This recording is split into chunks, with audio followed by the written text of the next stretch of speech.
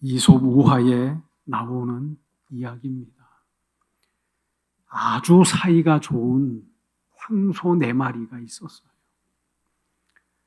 좋은 풀을 만나면 누구 하나 욕심내지 않고 서로 사이좋게 풀을 뜯는, 그리고 위험이 닥치면 서로 못 두어서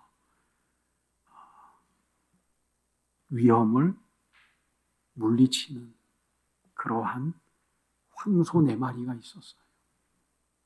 그런데 그 주위의 사자가 항상 호시탐탐 황소를 잡아먹기 위해서 노리고 있었습니다.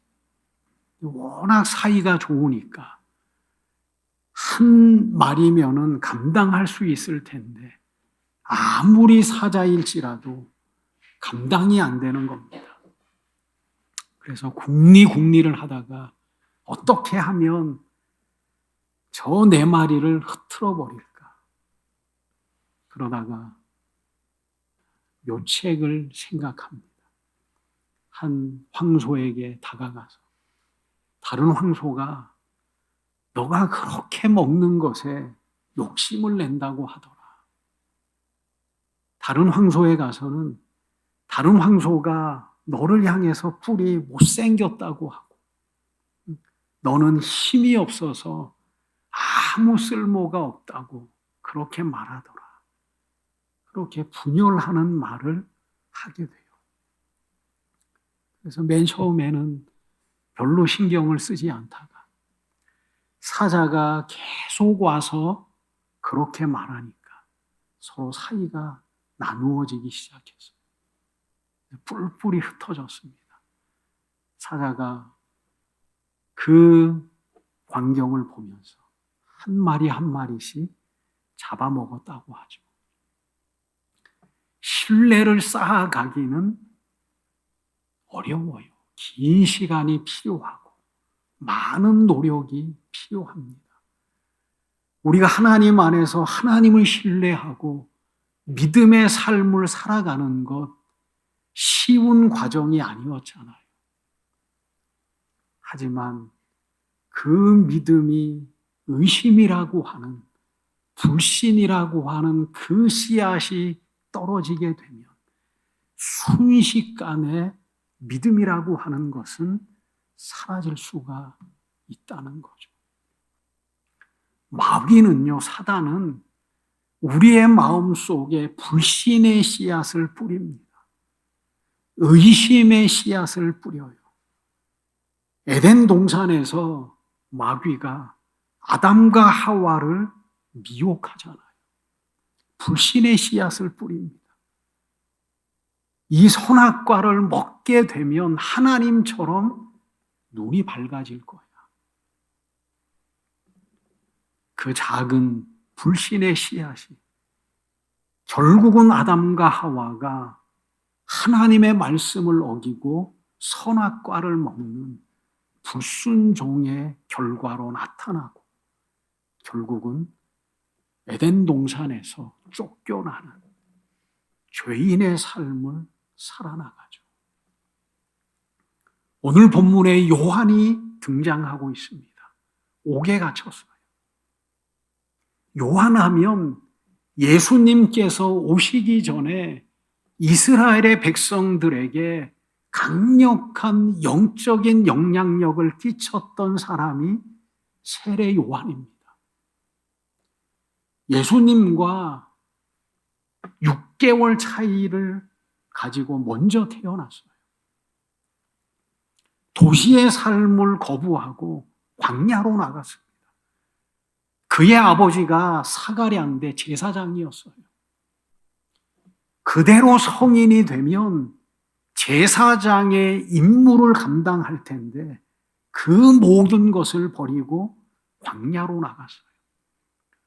좋은 옷 입기를 거부하고 약대 털옷을 입고 가죽으로 허리띠를 띠고 살았습니다. 좋은 음식을 거부하고 메뚜기와 석청을 찍어 먹고 어떻게 보면 노숙자와 같은 삶을 선택하여 살았어요. 그러면서 이스라엘 백성들을 향해서 외쳤습니다. 회개하라. 천국이 가까이 왔다. 그러면서 요단강가에서 사람들에게 회개의 세례를 베풀기 시작했습니다. 그 영향력이 얼마나 강력했냐면 사람들이 그 세례자 요한의 세례 앞에 나와서 그들이 회개하고 세례를 받고, 그래서 요한을 유대의 마지막 선지자로 그렇게 명하기도 합니다. 세례자 요한이 옥에 갇혔어요. 헤롯이 자기 동생의 아내를 부인으로 삼았어요. 많은 악행이 있었습니다. 세례 요한이 헤롯을 향해서 정의를 말하기 시작해요. 그 악한 행동을 지적하기 시작합니다. 미움을 받았어요. 옥에 갇혔어요. 옥에 갇힌 세례자 요한이 오늘 뭐라고 말해요? 그를 따르는 제자들을 예수님께 보냅니다. 물어봐라. 예수님께 가서 오실 그이가 당신입니까? 아니면 우리가 다른 사람을 기다려야 되겠습니까? 세례자 요한이 예수님에 대해서 모르는 게 아니잖아요. 내 뒤에 오시는 분은 능력이 많으셔서 나는 너희에게 물로 세례를 주거니와 그분은 불과 성령으로 너희에게 세례를 베풀 것이다. 그는 손에 키를 들고 타작마당을 정하게 하여서 알곡은 모아 천국 창고에 넣고 가라지는 불태울 것이다. 그러면서 예수님을 무엇라고 선포했어요? 온 세상의 모든 죄를 지고 가는 하나님의 어린 양이로다. 그렇게 선포했어요. 예수님께서 세례를 받으러 오실 때에 예수님의 허락하심 속에 세례를 베풀 때에 하늘에서 하나님의 음성을 들었어요. 이는 내 사랑하는 아들이고 기뻐하는 자다. 이 세례 요한이 옥에 갇혔어요. 믿음이 흔들리고 있습니다. 지금의 감옥도 마찬가지지만 자유가 제한되잖아요. 예전에는 쇠사슬에 묶여 있었어요. 지하 감옥에서 인권이라고 하는 것은 찾아볼 수 없고, 고문이 있었고 매맞음이 있었고 편히 쉴 수 없는 불편함의 삶을 세례 요한은 감옥에서 살았을 거예요. 그리고 다가오는 불안한 자기의 삶의 마지막을 왜 느끼지 못하겠어요? 결국은 세례 요한이 참수형을 당해서 순교당하잖아요. 그 상황 속에서 세례 요한이 마음이 흔들렸어요. 예수님을 부인하는 것은 아닌데 자기가 받은 증거가 너무 큰데 처해져 있는 그 안타까운 상황 속에서, 고통의 상황 속에서 세례자 요한의 마음이 흔들리기 시작했어요. 그래서 제자들을 보냅니다. 당신이 정말 메시아입니까? 내가 그렇게 선포하였던 메시아입니까? 아니면 우리가 또 다른 사람을 기다려야 됩니까? 여러분, 신앙은 우리가 하나님에 대해서 다 아는 게 아니잖아요. 우리가 하나님을 믿고 있지만 하나님을 온전히 다 아는 사람은 없어요. 천국을 소망하며 살아가지만 천국에 대해서 다 알고 살아가는 사람은 없습니다. 하나님께서 내 삶을 주관하시지만 내 삶을 어떻게 선함으로 이끌어 가실는지 우리는 알 수 없어요. 그런데 우리가 살아가고 있는 이 삶 속에는 형통한 길만 있는 것이 아니에요. 평지만 걷는 것이 아니라 때로는 험한 줄령을 넘어야 되고 고통의 순간도 맞이해야 되고 납득할 수 없는 현실 속에서 우리는 때로는 괴로워할 수밖에 없는 삶이 언제나 우리 앞에 있어요. 늘 말씀드리지만 시편은 그런 사람들이 하나님을 향한 외침이 중간중간에 기록되고 있어요. 납득할 수 없는 현실, 이해할 수 없는 그 현실 속에서 하나님 앞에 나오잖아요. 세례 요한도 그런 마음이었을 겁니다. 예수님이 마지막 세례를 받고 요한에게 세례를 받고 요한과 만났다고 하는 그러한 말씀이 없어요. 요한이 갇혀서 있을 때 우리가 말하는 것처럼 위로의 신방도 아마 하지 않았을 겁니다. 힘들지. 내가 말하였던 그 사역을 내가 이루어 갈 거야. 그렇게 말하지도 않았어요. 신방도 안 하셨어요. 그런데 자기는 지금 죽음이라고 하는 그 참혹한 그렇게 하나님의 말씀을 불같이 외치고 사람들을 향해서 회개를 외치고 사회의 정의를 외치며 살아갔던 그 세례자 요한 앞에 이제는 감옥이 있어요. 삶을 담보할 수 없는 그러한 불안한 현실 속에서 들리는 소문에 의하면 예수님께서 뭔가 강력한 힘을 가지고 역사하는 것이 아니라 죄인들과 함께해요. 병자들과 함께해요. 세리들과 함께해요. 예수님의 삶이 그러지 않아요. 이스라엘의 백성들이 기다리는 메시아는 강력한 힘을 갖고 사회를 변혁하고 정의를 세워나가고 하나님의 나라를 견고하게 세워나가는 그러한 메시아를 원했어요. 아마 세례자 요한도 그런 주님을 원했을지 모릅니다. 야, 이제 내가 기다리던, 내가 예비하던 메시아가 이 세상에 왔으니 도끼가 마치 좋은 열매 맺지 않는 나무를 찍어 던지우리라 그렇게 선포했잖아요. 뭔가 예수님께서 강력한 힘을 가지고 선과 악을 구별하고 알곡과 가라지를 구별하고 심판의 주로서 세상을 변혁하고 하나님의 나라를 견고하게 세우는 그러한 일들을 기대했을지를 모릅니다. 그게 아니거든요. 핍박받기 시작하고 도망 다니시고 힘없는 자들과 함께 하시고 병자들과 함께 하시고 요한의 마음이 흔들렸어요. 그래서 제자들을 보내어서 묻고 있는 겁니다.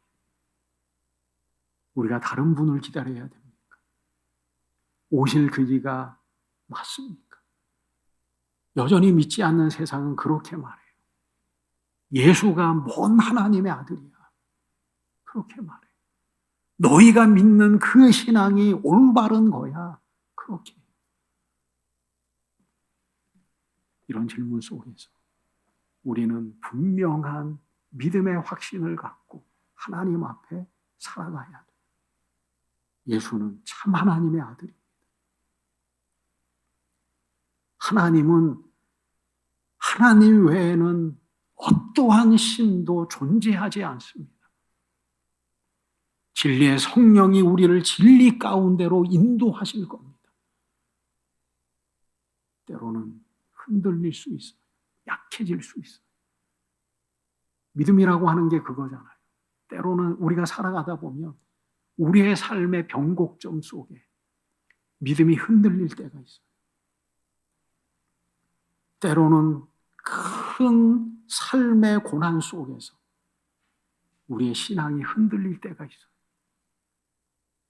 어쩔 수 없어요. 우리가 완벽한 자가 아니고, 우리가 하나님에 대해서 다 아는 것도 아니고, 하나님께서 내 앞에 열어놓으신 그 믿음의 길에 대해서 우리가 다 깨닫고 살아가는 것도 아니고, 흔들릴 수도 있어요. 하지만 우리는 그 안에, 하나님 안에 그 의심과 흔들림의 삶 속에서 우리는 진리를 부여잡고 하나님 앞에 나오면 돼요. 의심의 씨앗이, 흔들림의 씨앗이 우리의 영혼을 무너뜨리지 않도록, 우리의 영혼을 무너뜨리지 않도록 그걸 가지고 하나님 앞에 나오면 돼요. 하나님, 내가 하나님 안에 이해되지 못하는 삶이 있어요. 납득되지 못하는 많은 일들이 있습니다. 하나님, 내가 어찌하면 되겠습니까? 우리가 하나님을 외면하지는 않잖아요. 우리 하나님을 향한 그 신앙은 분명하잖아요. 그런 상황 속에서 우리는 그걸 가지고 하나님 앞에 나오면 돼요. 마귀는 그걸 가지고 우리의 삶을 흔들어 버리려고 하잖아요. 납득되지 않는 우리의 삶의 현실은 우리의 신앙을 꺾으려고 하잖아요. 그래서 믿음은 뭐예요? 내가 잡혀져 있는 현실이 아니라 보이지 않는 미래예요. 그걸 신뢰하는 거예요. 믿음은 바라는 것들의 실상이 보이지 않는 것의 증거. 우리가 소망하는 것, 우리가 바라는 것, 우리가 믿고 있는 그 모든 현실은 이 땅에 우리가 이해될 수 있는, 납득되어지는 그러한 것들이 아니에요. 보이지 않는 실상을 우리는 추구하며 살아가는 사람들이죠. 그래서 때로는 현실이 우리의 믿음을 흔들어 버릴 때도 있고, 때로는 현실의 고난이 우리의 삶을 약하게 할 때도 있고,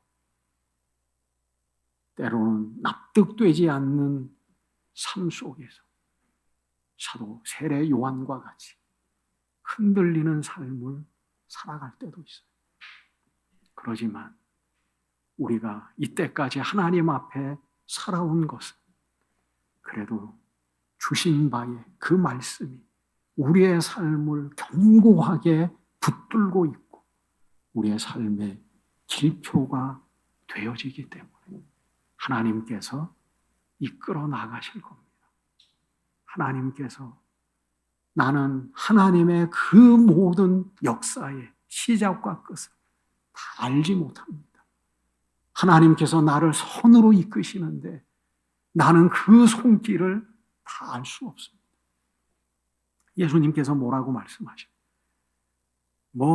직접적으로 말씀하지 않으셔요. 세례자 요한에게 너는 가서 말하라. 맹인이 보는 역사가 있고 문둥병자가 나병 환자가 깨끗함을 입고 보지 못하는 자가 보고 걷지 못하는 자가 걷고 가난한 자에게 복음이 전파된다고 하라. 다 구약의 예언의 말씀이에요. 하나님의 말씀이 지금 이 시간에도 이루어지고 있다. 여러분, 이 모든 말씀이 절대자의 온 세상을 창조하신 생명의 근원 되어지는 하나님의 사역임을 말씀하고 계셔요. 납득시키지 않아요. 맹인이 보고 나병 환자가 깨끗함을 입고 보지 못하는 자가 보게 되는 역사, 걷지 못하는 자가 걷게 되고 하나님의 복음이 정말 가난한 자에게 선포되고 있다. 세례 요한은 이 말씀을 듣고 흔들리지 않았을 거예요. 예수님께서 뭐라고 세례 요한을 말씀하셔요? 여자가 낳은 자 중에 가장 큰 자다. 우리는 그러잖아요. 우리도 뭔가 하나님을 믿으면 드라마틱한 변화를 요구하잖아요. 병에 걸렸는데 예수 믿으면 잘 된다고 해서 왔는데 그런 뭔가의 변화가 없어요. 그래서 나가는 사람도 많아요. 위로받기 위해서 왔는데 신앙생활을 하다 보니까 더 복잡해요. 그래서 하나님을 떠나는 사람 많아요. 예수 믿으면 사업 잘 된다고 해서 왔는데 웬걸 더 고통이 심해요. 그래서 하나님 떠나는 사람 많아요. 신앙은 다른 게 아니에요. 하나님을 향한 절대적인 신뢰. 그래서 뭐라고 말씀하셔요? 나로 말미암아 실족지 아니하는 자는 복이 있도다. 나 때문에 넘어지지 않는 사람이 복이 있다. 그렇게 말씀하시는 거예요. 여러분, 무슨 말씀이에요? 하나님의 모든 역사는 내가 원하는 대로 다 이루어지지 않는다. 하나님의 뜻과 내 뜻은 다를 수 있다는 거예요. 내가 생각하는 메시아의 사역과 정말 하나님이 원하시는 메시아의 사역은 다를 수가 있다는 거예요. 제자들이 왜 도망갑니까? 제자들이 왜 책망을 받고 제자들이 다시금 왜 성령의 충만함 속에서 새로운 출발을 이루어 나가야 됐어요? 세례 요한의 마음과 같이 뭔가 강력한 하나님의 완성되어지는 땅의 나라를 추구하며 살았어요. 이제 로마도 다 물려가고 예수님께서 그 기적과 능력 안에 이 나라를 통치하실 것이다. 그게 제자들의 뜻이고 그 당시에 유대인들의 뜻이고 그 당시에 메시아를 기다리는 사람들의 마음이었어요. 예수님은 고난의 종으로 오셨잖아요. 핍박받으시잖아요. 도망 다니시잖아요.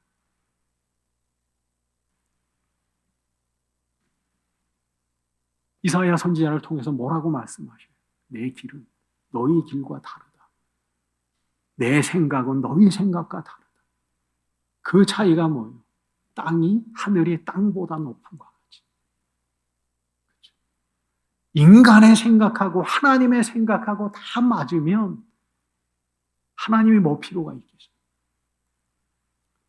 하나님의 생각과 인간의 생각이 다 100% 일치하고 우리가 원하는 뜻과 하나님의 원하는 뜻이 다 100% 일치하고 우리가 기도하는 그 모든 것이 하나도 빠짐없이 하나님의 원함이 되어서 다 성취된다면 하나님이 뭐 필요하겠어요? 하나님은 인간과 다를 바가 없죠.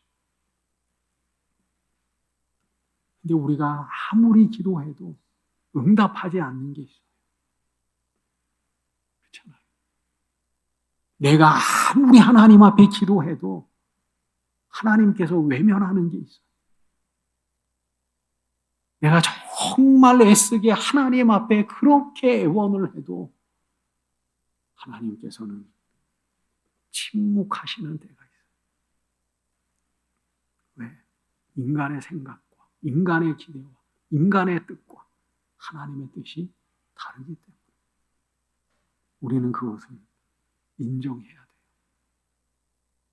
그러면 나로 말미암아 실족지 않는 자, 나를 의심하지 않는 자, 그 사람이 복되다고 말씀하셨어요. 우리는 그런 존재예요. 그런 존재입니다. 세례자 요한도 주님 앞에 자기의 기대와 자기의 뜻이 있었을 거예요. 옥중에 갇혀서 이 현실이 뭔가? 내가 그렇게 예비하고 강력한 심판을 외쳤는데 현실은 뭔가?